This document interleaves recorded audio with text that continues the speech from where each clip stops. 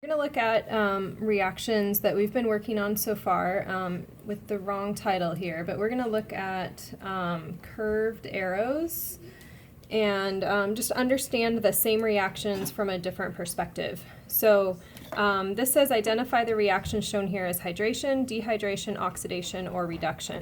And so same thing is going to hold where I want to look at my functional group. The difference is now my catalyst has changed. So instead of seeing like an oxidizing agent here, I see these other chemicals. But we've actually seen these same reactions back in chapter 5. So this is just a review in a different perspective. So if I can look at my ethanol and then I can look at what it changes to, this is not a negative, it's just a little blip there. My alcohol turns into an aldehyde. And as this reaction happens, I notice that I lose an H and another H, right? They're missing over here.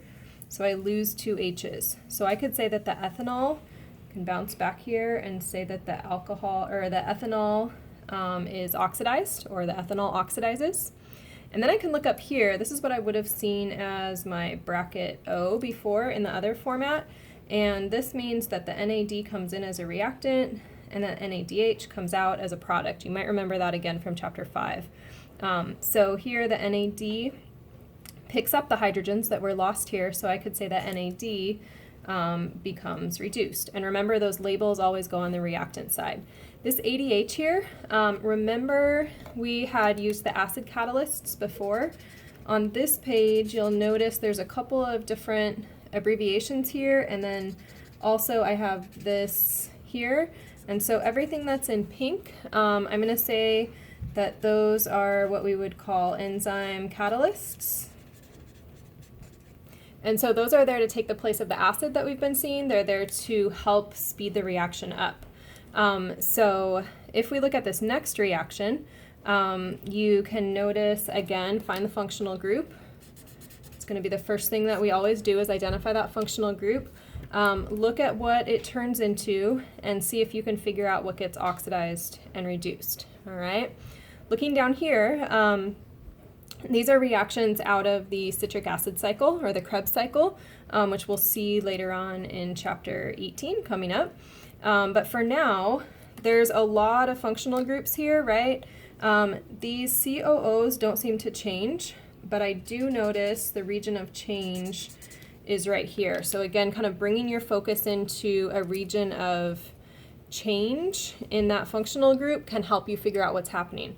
So I noticed that here I have an alcohol that becomes an alkene.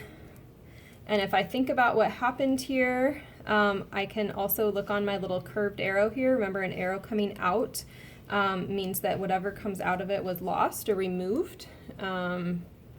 Always good to look for different words that can go with it. So this was the loss of water as I go here.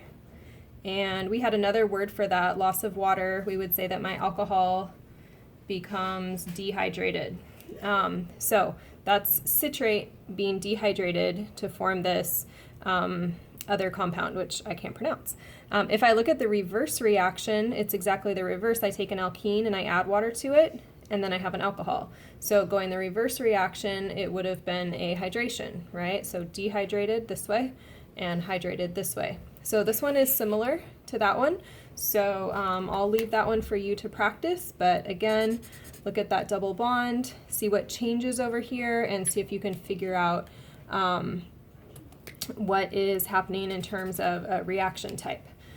So just to be aware, these are the same reactions we've seen. They just look a little bit different because we're emphasizing what we would call the substrates, so the organic compounds, and we're kind of putting less focus on these helper molecules that are coming and going.